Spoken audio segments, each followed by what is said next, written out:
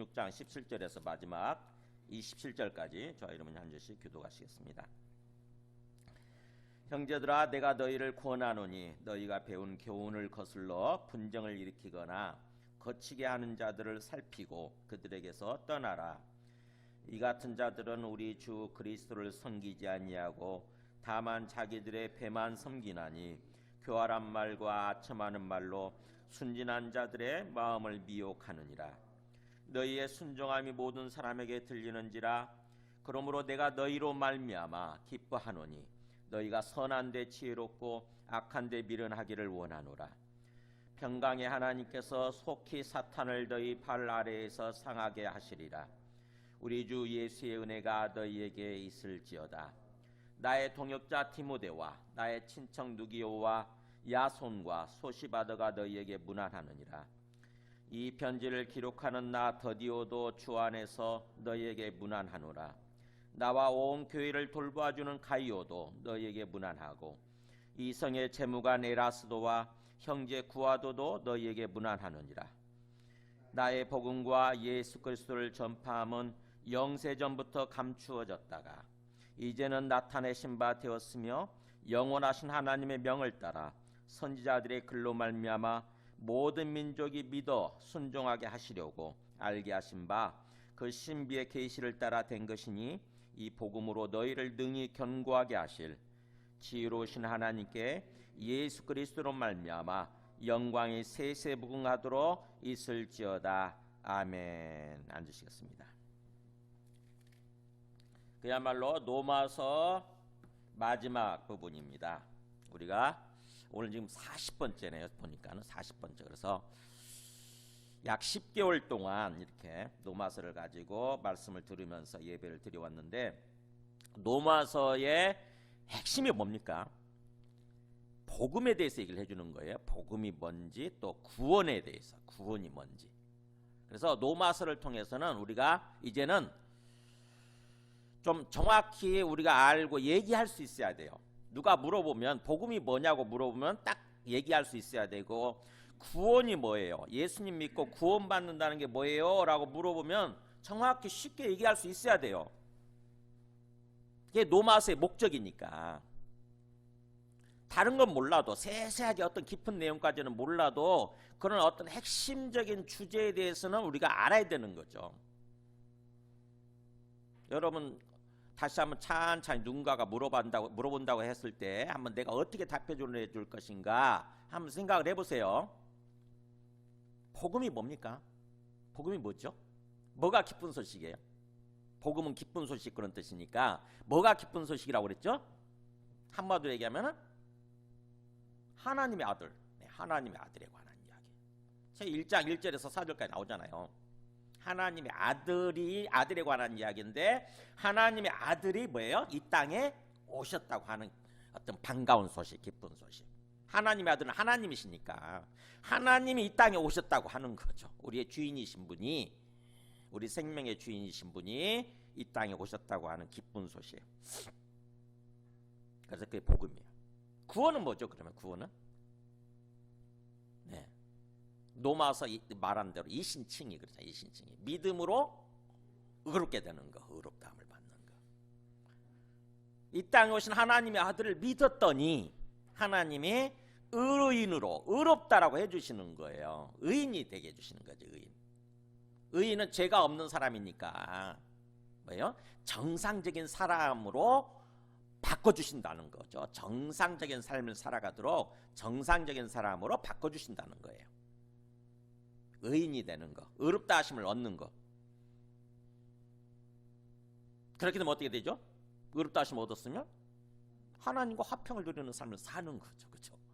하나님과 화평을 누리는 삶을 사는 거예요. 죄인으로서는 절대 하나님을 만날 수 없으니까 하나님께 다가갈 수가 없어요. 죄인은 그냥 불에 타 죽는 거죠, 순간적으로. 근데 의인이 되면 이제 하나님께 마음 놓고 하나님께 다가가서 하나님과 교제하면서 알콩달콩 이렇게 말을 대화하면서 또 사랑을 주고받으면서 하나님과 함께 하는 그런 삶을 살아갈 수 있게 되는 거죠.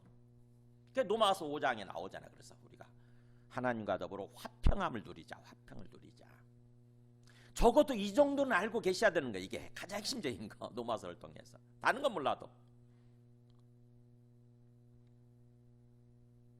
그것만 알아도 우리 한국교회 이 기독교인들 중에서 어떻게 보면 10% 안에 들 거예요. 10% 안에. 90%가 그걸 모르는 거예요. 90%가 여러분. 이게 정말 얼마나 참 안타까운 일입니까? 수십 년 동안 수천 번의 어떤 그 말씀을 듣고 이렇게 예배를 드리면도 불구하고 가장 기초적인 것을 모르다 보니까 예수님 믿는다고 하면서도 하나님이 원하시는 그런 삶을 살지 못하고 있는 거예요. 하나님과 더불어 화평을 누리는 삶을 살아야 되는데 그런 삶을 살지 않고 있는 거죠. 그래서 노마서를 통해서는 가장 핵심적인 거, 복음이 뭔지 구원이 뭔지에 대해서 얘기해 주는 말씀이니까, 성경이니까 그 적어도 그 정도는 알아야 된다고 하는 거죠. 그래서 우리가 거기에 대해서 이제 말씀을 들으면서 예배를 한 10개월 동안 40주 동안 이렇게 예배를 드려왔습니다. 오늘은 마지막 노마서 부분의 정말 마지막 말씀이에요. 노마서 부분의 마지막 말씀을 뭘로 끝낼까 궁금하지 않습니까? 그잖아요. 사도 바울이 어떻게 노마서를 끝낼 것인가? 편지, 노마서 편지잖아. 이게 편지, 노마교에 보낸 편지인데 편지를 끝낼 때 어떤 부분을 끝낼 것인가, 어떤 모습으로 끝낼 것인가 궁금하지 않습니까? 뭘 것 같으세요, 여러분? 네, 굉장히 좀 뜻밖이죠. 사실은 뜻밖입니다. 뭘로 끝내냐면은, 네, 제가 제목은 그렇게 달지 않았지만 그냥 말씀 구조를 따왔지만 그냥 쉽게 얘기하면 뭡니까? 이단 조심하라는 거예요. 이단 조심하라. 이단 조심하라 이거예요. 이단. 예수님의 표현대로 하면 이단은 뭐냐? 이리떼죠. 이리떼. 우리의 생명을 이렇게 그 어떤 훔쳐가려고 하는, 우리 생명을 이렇게 노략질하려고 하는 이리떼 조심해라. 이리떼한테 생명 뺏기지 마라. 이리떼 조심해라. 이단 조심해라 라고 하는 그 얘기를 하는 거죠. 마치 나이 굉장히 어떤 어떤 들어가지고 어른이 되어 있는 그런 사람임에도 불구하고 그 노인 양반 있잖아요. 어머니 되시는 노인 양반이 그 출근하는 아들을 보면서 뭘 당부합니까? 차 조심해라 그러잖아요. 오늘 또 차 조심해라. 그렇듯이 그런 식으로 이 사도 바울이 어떻게 보면은 로마교회 성도들 향해서 마지막 당부가 나오는 거예요. 마지막 당부. 근데 찬찬히 그걸 생각해 보면은 이 당부를 할 만하구나 하는 생각을 해요. 우리가 깨닫게 됩니다. 이단 조심하지 않으면 자칫하면 뭐예요? 우리가 그동안 뭐 복음에 대해서 알고 구원에 대해서 알고 그래서 뭔가 좀 조심조심하면서 어떤 진정으로 구원받고 온전한 구원에 이르기 위해서 어떤 그 구원의 삶을 신앙생활이죠. 신앙생활을 해왔음에도 불구하고 마지막에 이단에 빠지게 되면 우리 생명을 잃어버리는 거죠. 우리 구원의 생명을 잃어버리는 거예요. 그럼 어처구니 없는 일을 당할 수가 있으니까 이단을 조심해야 된다. 이단을 조심하라고 사도 바울이 마지막에 거론하는 거, 이 당부하는 것은 굉장히 합당한 거죠. 합리적인 거예요. 본문에서 그런 얘기 안 했거든요. 이단에 대해서 본문에서는 전혀 얘기가 없었거든요. 근데 사도 바울이 이 서신서를 마무리하려고 하다가 완전히 마무리해가면서 마치 한 가지 빼놓은 것이 생각난 것처럼 그 얘기를 하는 거죠. 굉장히 뭔가 분위기가 완전히 반전되지 않습니까? 그죠? 앞에서 그 앞에까지는 함께 어떤 동역자들 있죠. 노마교회에서 지금 노마교회를 구성하고 있는, 그래서 노마교회에서 이렇게 뭔가 섬기면서 살아가고 있는 사람들 쭉 그들에게 안부 전해달라고, 인사해달라고 얘기를 하다가 갑자기 이 얘기를 하지 않습니까? 그죠? 17절에서 무난하라 하다가 갑자기 형제들아 그러면서 분위기 싹 바뀌면서 내가 너희를 권한다 이렇게 돼 있잖아요. 권면한다. 권면은 명령인데 명령보다는 좀 부드러운 거죠. 명령보다는 좀 부드럽게 굉장히 중요한 얘기를 할 때 이렇게 대놓고 권면한다 이렇게 표현하죠. 조심하라고 당부하는 거예요. 당부. 내가 너희를 정말 당부한다. 그것이 바로 그 17절에 나와 있는 것처럼 너희가 배운 교훈을 거슬러 분쟁을 일으키거나 거치게 하는 자들이라고 표현되어 있잖아요. 그냥 설명을 했죠. 그냥 이단에 대해서 너희가 배운 교훈, 진리의 교훈, 복음에 대해서, 말씀에 대해서 거슬러서 분쟁을 일으키고, 교회 안에서 분쟁을 일으키고 또 사람들을 걸려 넘어지게 만드는 거죠. 거치게 하는 자들, 걸림돌을 만드는 사람들, 정확히 번역하면 이렇게 되거든요. 걸림돌을 만드는 사람들, 너희들 앞에 걸림돌을 두는 사람들, 그 사람들을 살피고, 예민하게 살피고, 이 살피고란 말이 보초가 경비하듯이 하는 것을 가리키는 거거든요. 그잖아요. 보초가 얼마나 눈을 치켜뜨고 완전히 어떤 경비를 합니까? 그잖아요. 그런 것처럼 그렇게 예민하게 감시하고 살피고, 그래서 그들이 발견되면 뭐예요? 그들과 교제하려고 하지 말고, 함께 하려고 하지 말고 그들에게서 떠나라라고 아주 강력하게 얘기하죠. 떠나라 할 정도로 아주. 자, 오늘은 그래서 이 로마서 마지막에 핵심적인 말씀이 어떤 말씀인지 한번 우리가 깨달으려고 하면서, 오늘 이단에 대해서, 우리가 지금 오늘 우리 주변에 있는 이단의 가장 대표적인 이단이 뭡니까? 지금 신천지예요. 신천지. 여러 이단들이 있지만 그 중에서도 가장 대표적인 이단은 신천지인데, 코로나 때문에 신천지 사람들 많이 빠져나오고 확 줄어들었다가 이상하게 그 신천지 사람들을 뭔가 수사하고 구속시켰어야 되는데 그걸 보호해주는 사람들이 있어요.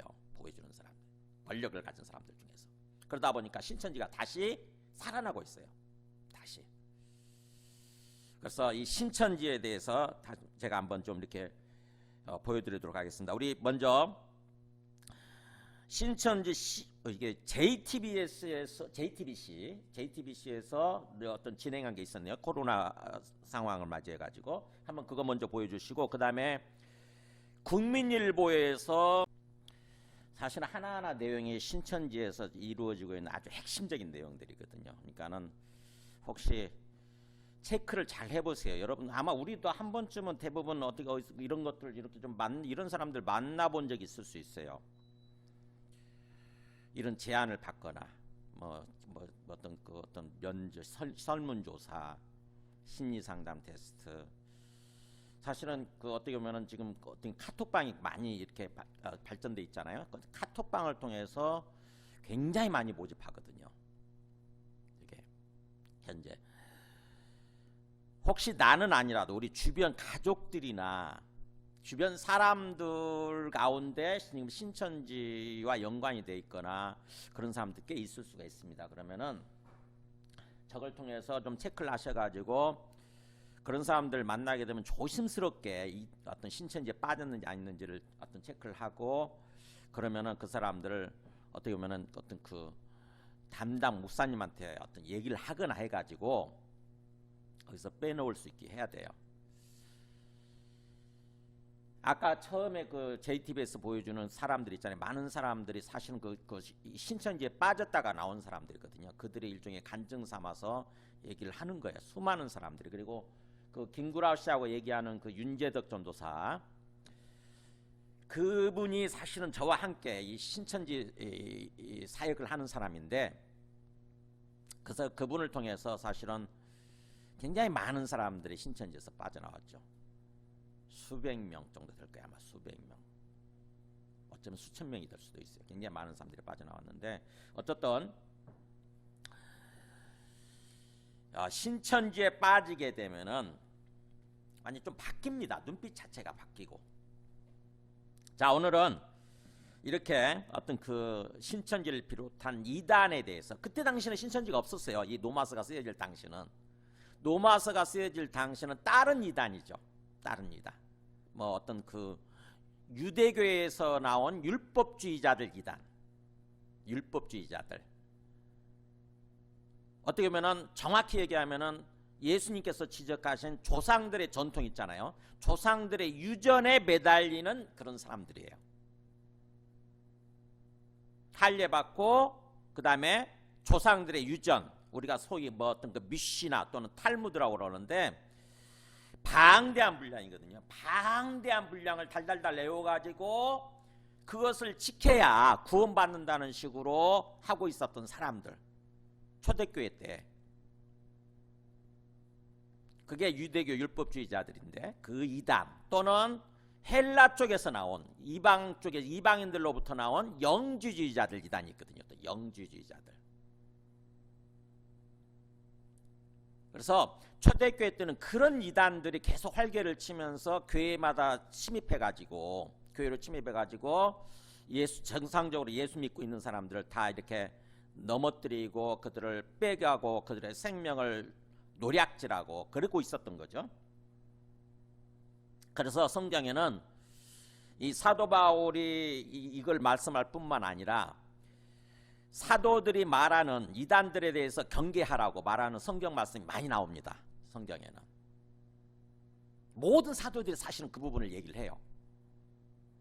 베드로 사도도 그렇고 요한 사도도 그렇고 유다서에도 나오고 여기저기 다 나오죠. 여기저기. 자, 그래서 오늘은 먼저 가장 핵심이 뭐냐면은 그 17절에서 20절까지죠. 17절 20절까지 바로 이단에 대해서 경계하라고 하는 당부입니다. 10절에 보면은 형제들아 내가 너희를 권면하노니 너희가 배운 교훈을 거슬러 분쟁을 일으키거나 거치게 하는 자들을 살피고 그들에게서 떠나라. 배운 교훈이 뭐겠어요? 이게 복음이거든요. 복음. 지금까지 우리가 노마서를 통해서 배운 복음이죠. 그 말씀을 들으면 그 말씀에 순종하려고 이렇게 뭔가 노력을 하는데 보통 사람들은 이 사람들은 뭐예요? 악한 영의 지배를 받고 있다 보니까 이 말씀이 거슬리는 거예요.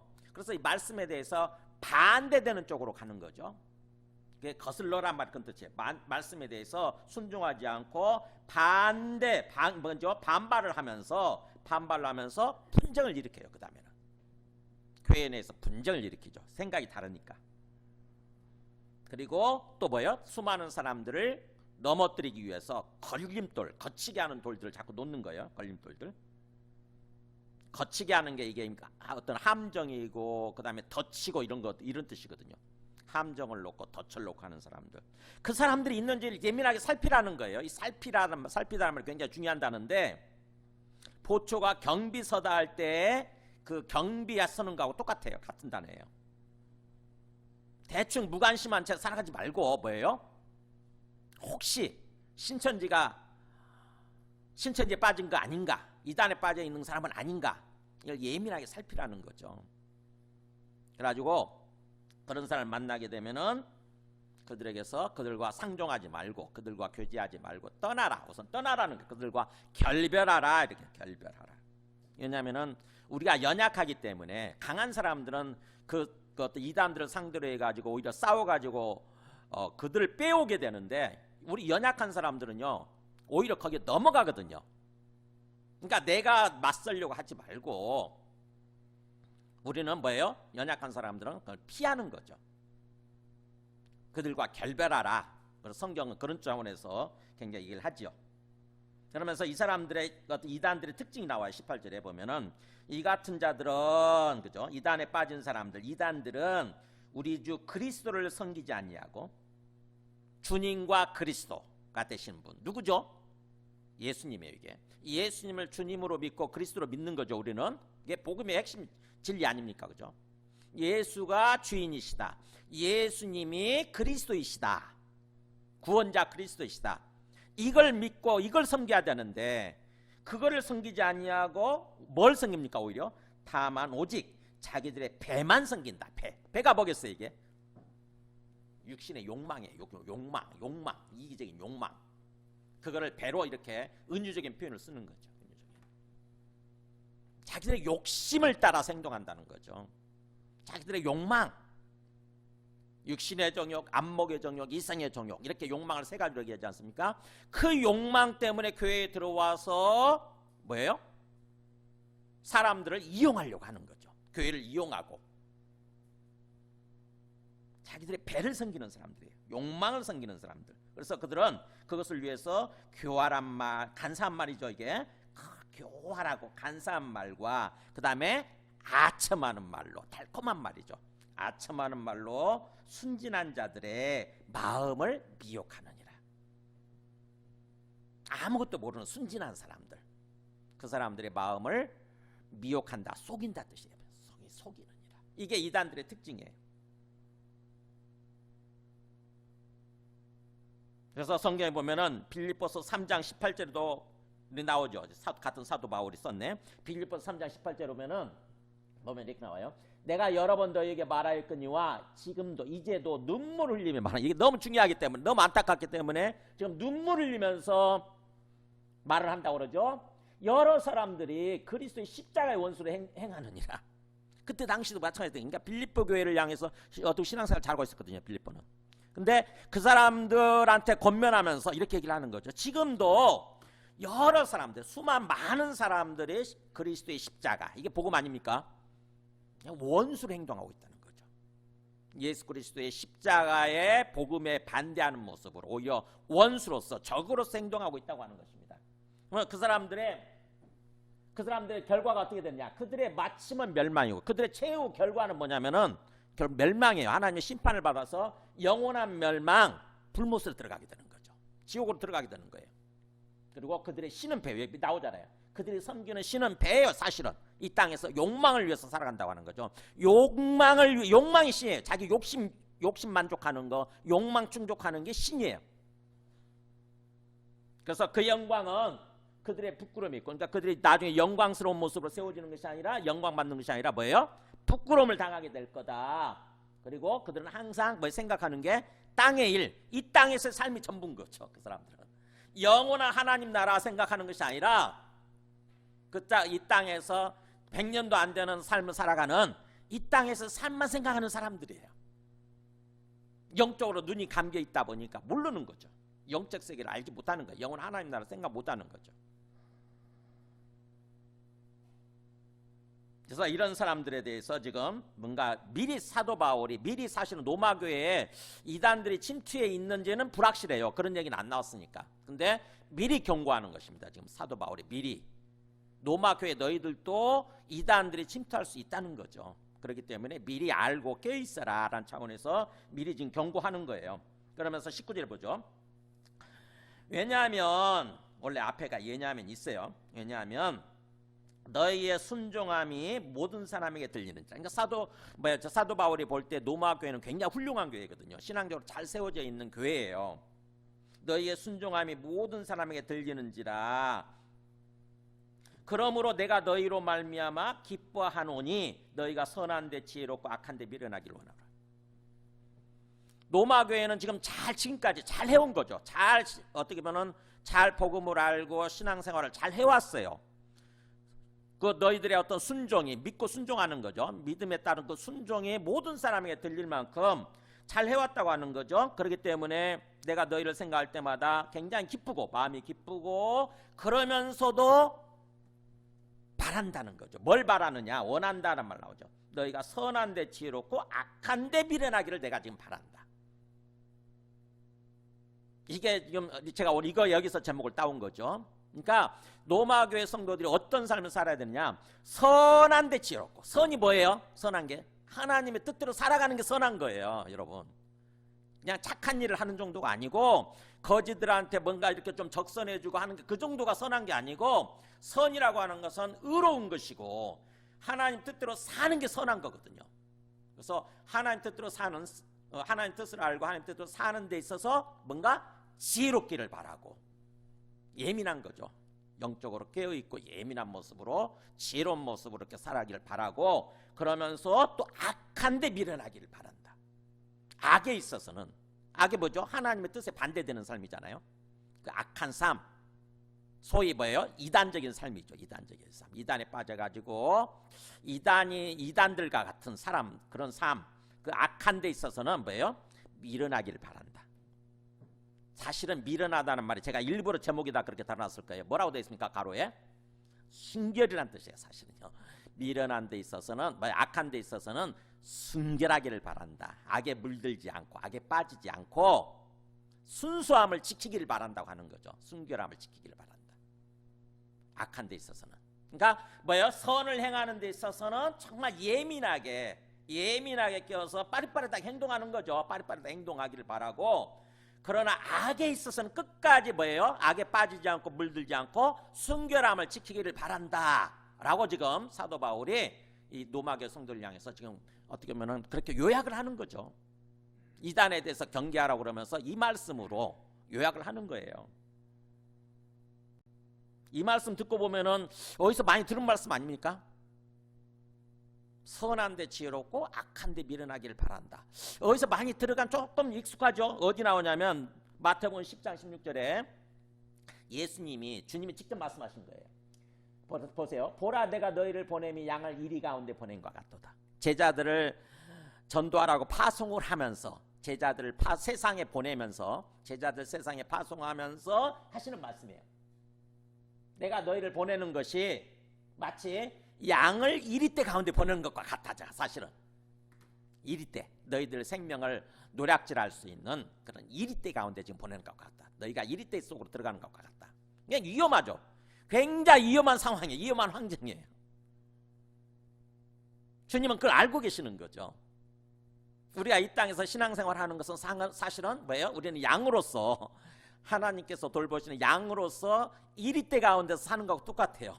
우리를 둘러싸고 있는 이리떼, 얼마나 많은 이리떼가 있냐. 이단들이죠. 이단들. 하나님을 믿지 않는, 그래서 우리 생명을 이렇게 노략질하려고 하는, 뺏어가려고 하는, 우리를 죽이려고 하는 그런 이리떼들이 득식을 한 거죠. 우리 주변에. 그러면 그 가운데서 그 속에서 어떻게 삶을 살아야 되냐 이게 나오잖아요. 당부하는 거. 그러므로 같이 읽습니다. 시작. 그러므로 너희는 뱀같이 지혜롭고 비둘같이 순결하라. 여기 똑같은 말 나오잖아요.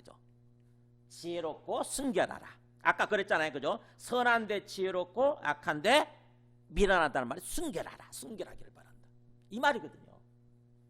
그러니까 이 땅에서 멍청하게 살아가면 안 돼요. 신앙생활 할 때 뭐예요? 아무것도 모른 채 그저 교회만 다니면 되지 뭐. 아니라니까요. 정확히 알아야 돼. 제대로 알아야 돼. 복음이 뭔지 구원이 뭔지를 정확히 제대로 알고 하나님께서 원하시는 그런 선한 삶을 살아가야 되는 거죠. 그리고 뭐예요? 우리를 둘러싸고 있는 이리떼에 대해서도 알아야 돼요. 이리떼. 이단에 대해서도 알아야 돼요. 내가 몰라도 된다? 아니라니까요. 이단에 대해서 좀 알고 있어요. 이단이 어떤 식으로 내한테 접근하는지, 이리떼가 어떻게 접근하는지, 어디 가면 이리떼가 숨겨져 있는지 알아야 된다고요. 우리 손자병법에 지피지기면 백전백승이란 말 있잖아요. 그죠? 지피지기, 자기를 알고 남을 알면, 상대방을 알면 100번 싸웠을 때 100번 이긴다. 이런 말이 있어요. 우리가 참 우리 기독교인들이 너무 순진하거든요. 너무 나이브해요. 사실은요.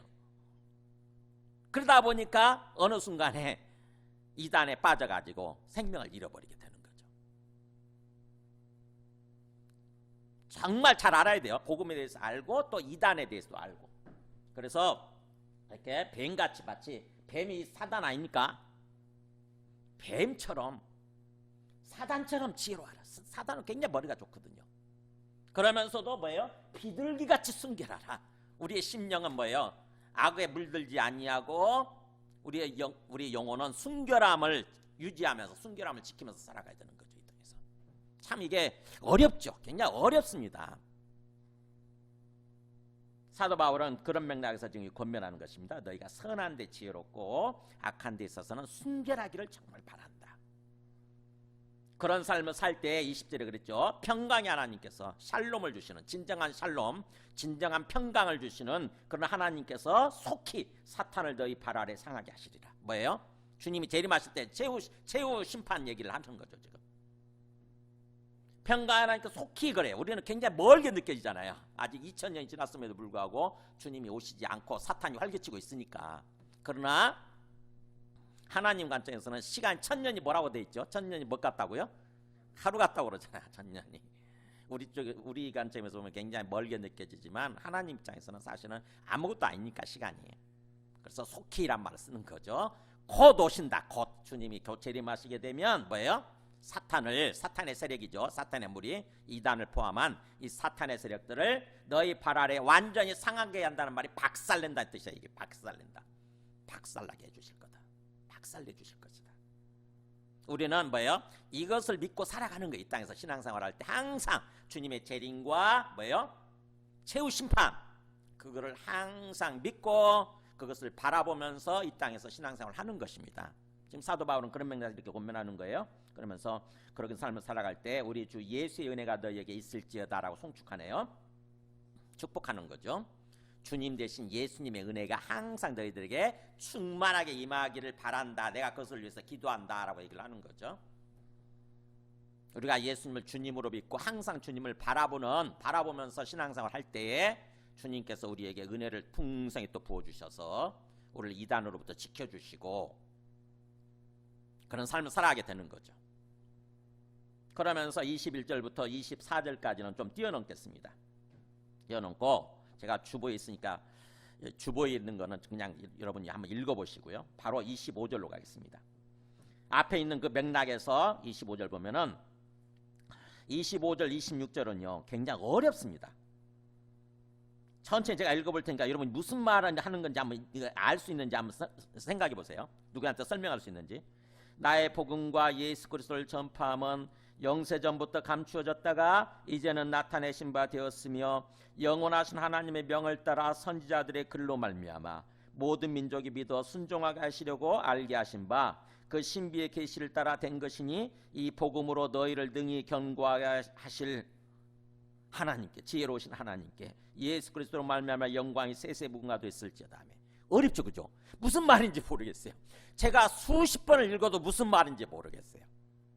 그래서 제가 이거를 다른 번역이죠. 영어로도 보고 결국에는 원어로도 보니까 이게 무슨 말이구나 하는 걸 알겠더라고.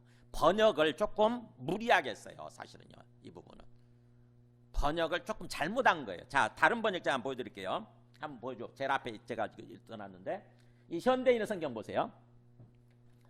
자, 봅니다. 하나님은 내가 전하는 기쁜 소식과 예수 그리스도에 관해서 선포된 말씀으로 여러분을 믿음에 굳게 세우실 수 있습니다. 요거 하시려고 이거 얘기하자고 하는 걸 알 수 있겠죠, 그죠? 여러분을 믿음에 굳게 세우실 수 있습니다. 뭘 통해서 이렇게 돼 있잖아요. 믿음에 굳게 세우는 삶을 살아라고 하는 얘기를 하려고 하는 거구나 지금. 그러면서 그 기쁜 소식은 복음이죠. 이거 복음 앞에서 말한 복음은 오랜 세월 동안 감추어져 있었던 비밀이었습니다. 그런데 이제는 영원하신 하나님의 명령으로 예언자들의 글을 통해 계시되고 알려져서 모든 민족이 믿고 순종하게 되었습니다. 이렇게 되어 있는 거죠. 조금 쉽죠. 조금 더 쉬워졌죠, 그죠? 그러니까 뭐예요? 믿음에 굳게 서서 그런 삶을 살아가기를 바라는데 그것을 위해서 사실은 뭐예요? 복음이 주어졌다고 하는 거죠. 복음. 그러니까 내가 전하는 깊은 소식, 이게 복음이지 않습니까? 내가 전하는 이 복음과 그 다음에 예수 그리스도에 관해서 선포된 말씀으로 이렇게 되는데 정확히 얘기하면 예수가 그리스도라고 선포함을 통해서 이렇게 돼 있어요. 예수가 그리스도. 그러니까 사도 바울이 전한 복음이 뭐죠? 이게 로마서잖아요, 그죠? 로마서 복음 말씀과 그 다음에 우리가 뭐예요? 이제 삶의 삶 속에서 뭐라고 선포합니까? 항상 예수가 그리스도 맞아라고 선포하는 거죠. 예수님이 그리스도 구원자 맞아라고 자꾸 선포하게 될 때에 우리는 뭐예요? 믿음에 굳게 세워지게 되고 그런 삶을 살아갈 수 있다고 하는 거죠. 그러면서 부연 설명하는 게 바로 이거를 그 얘기거든요. 이게 복음이라고 하는 것은 뭐다? 오랜 세월 동안 감추어져 있었던 비밀이었다. 그런데 이제는 뭐예요? 계시되고 알려졌다. 이렇게. 그래서 모든 민족이 믿고 순종하도록 원래 돼 있어요. 이것도 사실은 번역이 좀 부진한 게 여기는 믿고 순종하게 되었습니다 라고 이렇게 얘기를 해버렸는데 사실은 정확히 얘기하면은 모든 민족이 믿고 순종하게 되도록 이렇게 돼 있어요. 믿고 순종하도록 그렇게 하나님의 명에 의해서 이제는 뭐예요? 계시되고 알려졌다. 이렇게 알려진 바 되었다. 정확히 얘기하면 이렇게 되는 거죠. 알려진 바 되었다. 세 번역 한번 볼까요? 세 번역 한번 볼까요? 세 번역. 세 번역도 보세요. 그러면 아까하고 비슷한데 이제 세운대인의 생각하고 보세요. 하나님께서는 내가 전하는 복음 곧 예수 그리스도에 관한 선포로 여러분을 능히 튼튼히 세워주십니다. 그는 오랜 세월 동안 감추어 두셨던 비밀을 계시해 주셨습니다. 그 비밀이 지금은 예언자들의 글로 환히 공개되고 영원하신 하나님의 명령을 따라 모든 이방 사람들에게 알려져서 그들이 믿고 순종하게 되었습니다. 이렇게 돼 있죠. 아까 현대인의 성경하고 좀 비슷한데 역시 이것도 사실은 조금 정확한 번역은 아닌 거예요. 여기는 이렇게 돼 있죠. 내가 전하는 복음 곧, 복음을 부연 설명하는 걸로 곧으로 했네. 영어로 and로 돼 있고 헬라어로 카이 이렇게 돼 있거든요. 내가 전하는 복음과 나의 복음과, 그러면 나의 복음은 뭐냐? 그러면서 예수 그리스도에 관한 선포, 이렇게 연결되는 걸로 했는데, 사실은 뭐예요? 이 부분은 아까 현대인의 성경이 더 번역이 맞지요. 내가 지금까지 전한 복음과 그렇게 함을 통해서 뭐예요? 밖에 나가서 이제 예수가 그리스도라고 선포함을 통해서, 이런 뜻이에요. 예수가 그리스도라고 자꾸 뭐예요? 선포하는 거죠. 여기서 우리는 전도라고 돼, 전파라고 돼 있죠. 25절에서 전파라고 되는데 선포예요. 선포. 선언하는 거예요. 선언하는 거예요. 사람들한테. 자꾸 이단이 들어올 때 뭐예요? 이단은 예수를 그리스도라고 안 믿으니까 예수가 그리스도라고 선포하는 거죠. 내 마음속에 다짐을 하고 선포하는 거예요. 반복해서. 그래서 로마서 복음과 사도 바울이 전해준 로마서 복음과 예수가 그리스도라고 자꾸 선포함을 통해서 우리는 뭐예요? 견고한 삶으로 세워진다고 하는 것입니다. 우리의 신앙적으로 견고한 삶으로 세워져서 그것을 통해서 그렇게 해주실 하나님을 향해서 하나님이 지금 사도 바울이 축복 송영하는 거예요. 찬송하는 거예요. 그렇게 해주실 하나님을 향해서, 그렇게 나오죠. 27절 송영 아닙니까? 이렇게 찬송하는 거잖아요. 그렇게 해주실 하나님께, 지혜로우신 하나님께 예수 그리스도로 말미암아 영광이 세세 무궁하기를 바라나이다 하면서 영광이 세세 무궁토록 있을지어다라고 송영하는 거예요. 찬송하는 거예요. 이렇게. 핵심 내용은 뭡니까? 핵심 내용은 우리가 견고한 삶, 신앙적으로 견고한 삶을 살아갈 수 있어야 된다고 하는 거죠. 이단에 빠지지 않고, 그죠? 악한 이단에 빠지지 않고 신앙적으로 견고하게 세워져서 견고한 삶을 살아라 라고 지금 사도 바울이 사실은 이것도 당부고 권면인 거죠. 어떻게 하면 신앙적으로 견고한 삶을 살아간다고요? 로마서 복음 말씀과 예수가 그리스도라고 반복적으로 선포하는 것을 통해서. 자, 말씀을 정리합니다. 성경에는 그래서 보면은 굉장히 이단들에 대해서 경계하고 경고하는 말씀들이 굉장히 많이 나와요. 모든 사도가 다 이 부분을 지적을 해요. 왜냐하면 이 부분이 너무 중요하니까. 우리가 열심히 신앙생활을 했다가 마지막 단계에 가서 만약 이단에 빠져버리게 되면 다 잃는 거죠. 우리 일생을 완전히, 일생 동안 신앙생활한 거 완전히 다 잃어버리게 되고 우리의 우리의 영혼의 생명을 잃어버리게 되고 멸망으로 가는 거예요. 심판으로 가는 거예요. 그러니까 너무 중요하죠. 그래서 사도 바울이 마지막에 당부할 수밖에 없는 거죠. 모든 사도들이. 베드로 사도가 어떻게 당부하는가 보세요. 베드로후서 2장 1절에 보면은 베드로후서가 다 이단에 관한 말씀이잖아요. 베드로후서가. 베드로 사도가 당부하는 거예요. 1절에 이렇게 나오지 않습니까? 하나님 백성 가운데 또한 거짓 선지자들이 많이 일어났었다. 거짓 선지자, 거짓된 말씀을 전해주는 사람들이죠. 잘못된 말씀을 전해주는 거짓 선지자들이 많이 일어났으나니 이와 같이 너희 중에도 지금 그런 식으로 잘못된 말씀을 가르치는 거짓 선생들이 있으리라. 이단들이죠, 이 거짓 선생들. 그들은 멸망하게 할 이단이라고 나오잖아요. 멸망하게 만들 이단을 가만히 몰래 살짝 끌어들여가지고 자기들을 사신 주님을 부인하고 예수님이 주님이시고 그리스도라고 하는 것을 부인하고 임박한 멸망을 하나님이 곧 오셔서 심판하실 텐데 그 임박한 멸망을 스스로 취하는 자들이 그 사람들은. 그러니까 이단과 이단에 빠진 사람들은 뭐예요? 멸망을 스스로 자기가 받아들이는 거예요. 자기가 취하는 사람들이라는 거예요. 자기 스스로. 우리가 그걸 거부하면 되는데, 제대로 알고 거부하면 되는데 그걸 받아들인다고 하는 것은 내가 멸망받겠습니다, 내가 심판받겠습니다라고 스스로 취하는 자들이라고 하는 거죠. 스스로 기어들어가는 거예요. 영원한 멸망으로. 어리석은 거죠. 굉장히 어리석은 거죠. 무지한 거고.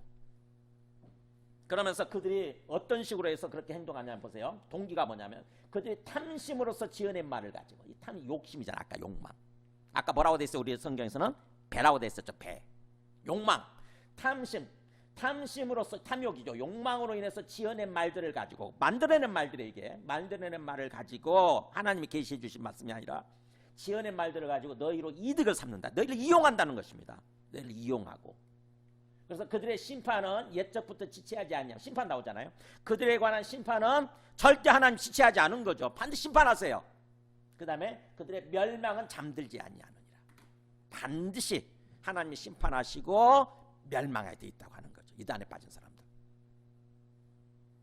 자, 요한 사도가 이제 어떻게 건면한 거 볼까? 사도 요한일서 보면은 베드로 요한도 마찬가지, 사도 요한도 마찬가지예요. 지금은 마지막 때라 그러면서 적그리스도가 오리란 말을 너희가 들은 것과 같이 지금도 많은 적그리스도가 일어났다. 그러니까 이미 초대교회 당시에 많은 이단, 많은 적그리스도가 있다고 하는 거죠. 적그리스도니까 그리스도의 대적이 되는 거죠. 그리스도를 대적하는 존재, 사탄이죠. 사탄의 무리예요. 이단은 사탄의 졸개들이고 사탄의 하수인들인 거고 사탄에게 속해 있는 존재들이에요. 그래서 그 적그리스도, 우리는 적그리스도 그러면 딱 한 사람만 생각해야 되는데 그게 아니고 사탄에게 속해 있는 존재들, 이단들, 그 사람들이 많이 일어났다고 하는 거죠. 지금도 많이 있다. 그러면 그렇게 거짓말하는 자가 누구냐? 이 적그리스도이면서 거짓말하는 자가 누구냐? 그러면서 그들의 정체성에 대해서 얘기를 하죠. 예수께서 그리스도이심을 부인하는 자가 아니냐. 네. 예수가 그리스도이시고 주님이라고 하는 것을 부인하는 사람, 이게 적그리스도, 이단이라고 하는 거죠. 그 다음에 요한일서 4장 1절도 한번 볼까요? 요한일서 4장 1절도. 그래서 사도 요한이 어떻게 당부하는 거 보세요. 사랑하는 자들아, 그러면서 당부해요. 영을 다 믿지 말고 오직 영들이 하나님께 속하였나 분별하라. 이거 분별하라. 분별할 줄 아는 거. 그러니까 뭐예요? 우리는 성령을 받아서 성령이 역사하는 대로 말씀을 읽고 깨달으면서 이렇게 살아가지 않습니까? 하나님의 영이거든요. 여기 하나님의 영. 근데 다른 사람, 이단에 속해 있는 사람들은 하나님의 영을 받은 게 아니라 뭐예요? 사탄의 영을 받은 거죠. 사탄도 영적 존재 아닙니까? 사탄의 영을 받아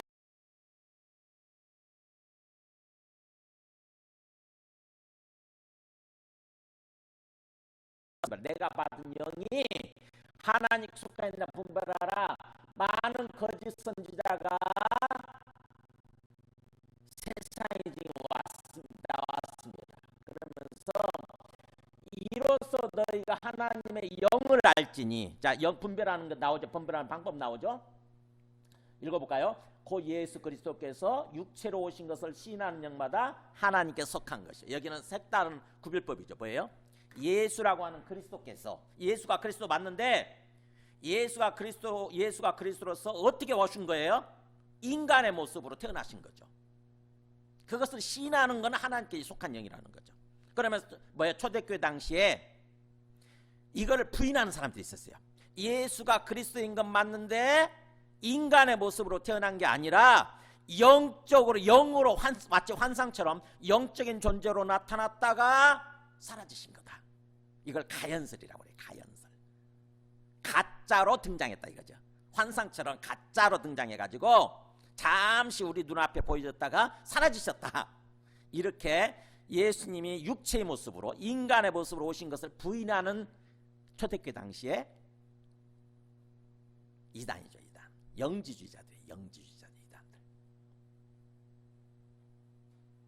그러니까 오늘날 이단들은 이거는 어디 숨어져 조금 소수가 있지만 본격적인 이단 신천지는 이걸 이렇게 얘기하지는 않죠. 그냥 이만희가 신천지 교주 이만희가 그리스도라고 얘기를 하지. 이만희가 그리스도.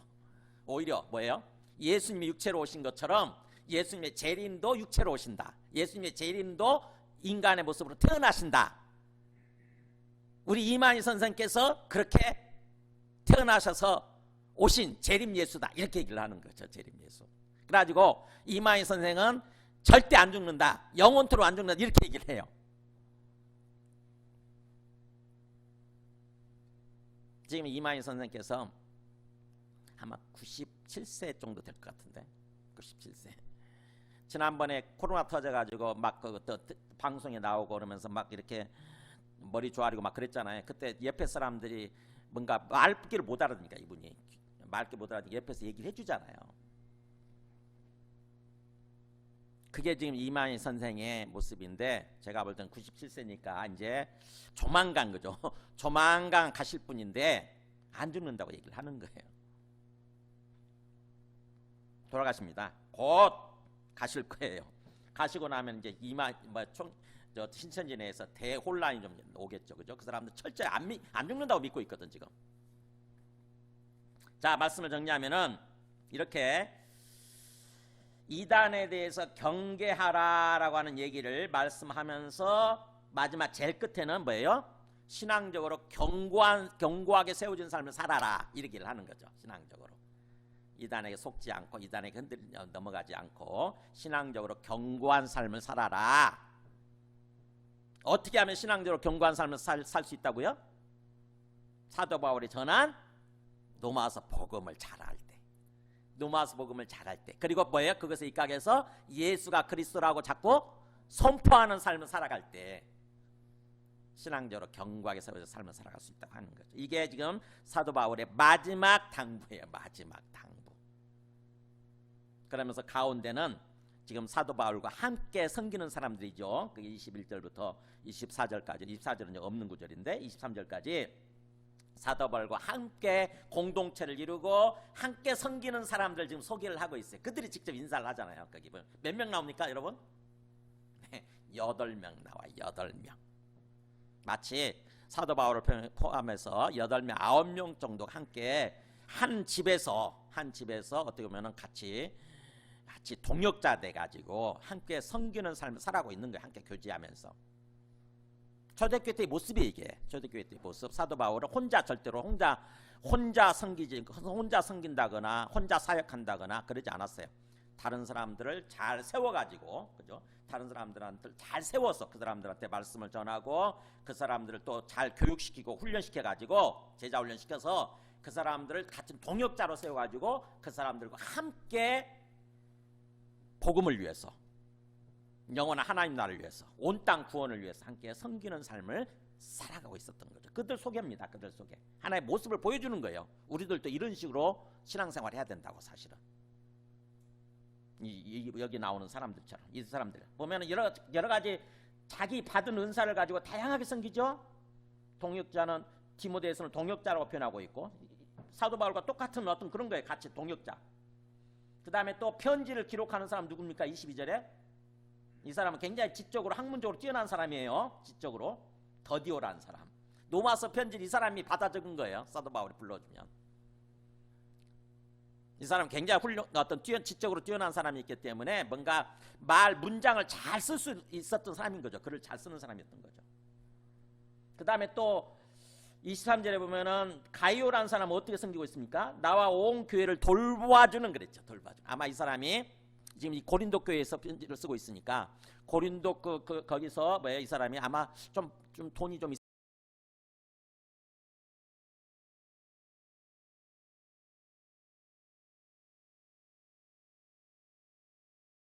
있었을 거다. 집을 내줬을 거다. 이렇게 생각을 해요.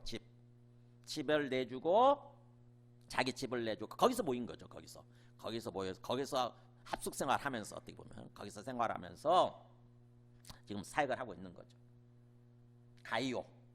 그 다음에 또 23 뒷부분 이성의 재무관 에라스도. 와, 고린도라고 하는 도시의 재무관이에요. 뭐예요? 우리 재무부 장관처럼, 기재부 장관처럼 굉장히 고위 공직자이면서 또 돈을 취급하니까 뭐예요? 돈이 있는 거죠. 경제적인 도움을 줬을 거다. 이렇게 우리가 추측을 해요. 경제적인 도움, 물질적인 도움. 함께 있는 또 그 옆에 보조자처럼 섬기는 구와도, 이런 사람들 소개를 하죠. 그러니까 뭐예요? 하나님이 주신 다양한 은사죠. 하나님이 주신 은사를 가지고 영혼 구원을 위해서, 온 땅의 구원을 위해서 함께 어떤 그 팀으로서 섬기고 있는 그런 모습인 거예요. 우리는 또 이렇게 살아야, 이게 교회 아닙니까? 이게 교회거든요. 이게 교회. 고린도 교회는 교회. 이런 모습으로 우리도 사실은 섬겨야 되는 거죠. 그래서 우리 삶의 목표가, 우리가 예수님 믿고 구원받아서 지금 어떤 삶을 살아가고 있다고 한다면, 신앙생활을 하고 있다고 한다면 우리의 삶의 목표가 뭔지 한번 생각해 보세요. 난 뭘 위해서 지금 살고 있는가? 결국 뭐예요? 하나님 나라하고 복음이에요. 복음. 그리고 영혼 구원이에요. 영혼 구원을 위해서 우리의 삶의 목표가 분명하게 정해져야 되는 거죠. 우리의 삶의 목적, 우리의 삶의 목표가 분명해질 때 더 이 땅에서 더 성실하게, 더 뭔가 힘있게 삶을 살아가게 됩니다. 지난 시간에 제가 말씀드렸지만 우리가 어린아이들한테요, 공부하라라고 윽박지르는 것이 아니라 걔들이 장차 뭘 되려고 하는가, 이거를 자극하라고 얘기했잖아요. 이걸 이거 꿈이 확실해지면, 아이들의 꿈이 확실해지면 하지 말라고 해도 열심히 하게 돼 있어요. 붙잡아 매도 열심히 하게 돼 있습니다. 자기 꿈이 확실해지면. 마찬가지로 우리들도 마찬가지예요. 우리들도 우리의 삶의 목적, 삶의 비전, 삶의 꿈이 확실해지면 훨씬 더 우리가 열심히 일하고요. 열심히 삶을 살아가게 돼 있습니다. 적극적으로. 그러니까 이 로마서 말씀을 통해서 많은 사람들, 그들의 또 삶을 통해서 우리가 깊이 우리 삶을 돌아오면서 생각하고 깨달아야 되는 거죠. 우리도 우리의 여생을 엉뚱한 것을 위해 살아가는 것이 아니라 뭐예요? 영혼 구원을 위해서, 온 땅의 구원을 위해서, 그것을 위해서 살아가는, 걸어가는 것입니다. 그러면서 하나님께서 내게 주신, 그것을 위해서 우리한테 은사를 주셨잖아요. 하나님이 내게 주신 은사를 가지고 다양하게 섬기는 거예요. 우리 모두가 한 역할을 감당하면서 항상 뭐예요? 그것을 위해서 그야말로 섬김을 받는, 어떤 섬김을 받는 정도에 머무르는, 사랑을 받고 섬김을 받는 정도에 머무르는 어떤 소극적인 삶이 아니라 적극적으로 이제는 뭐예요? 내가 받은 것을 가지고 적극적으로 남에게 베풀고 또 사랑하고 섬기는 삶을 살려고 하시기 바랍니다. 섬기는 삶, 사랑하고 섬기는 삶. 궁극적인 목표잖아요. 하나님이 우리한테 바라시는 궁극적인 목표, 우리의 모습. 그래서 형제, 하나님 사랑, 이웃 사랑 그렇게 끝나지 않습니까? 복음의 결론이, 그죠? 그러니까 사랑하고 섬기는 삶, 그런 삶으로 살아가려고 해야 되는 거예요. 영혼 구원을 위해서, 온 땅의 구원을 위해서. 우리 함께 찬송과 기도하겠습니다. 찬송가 357장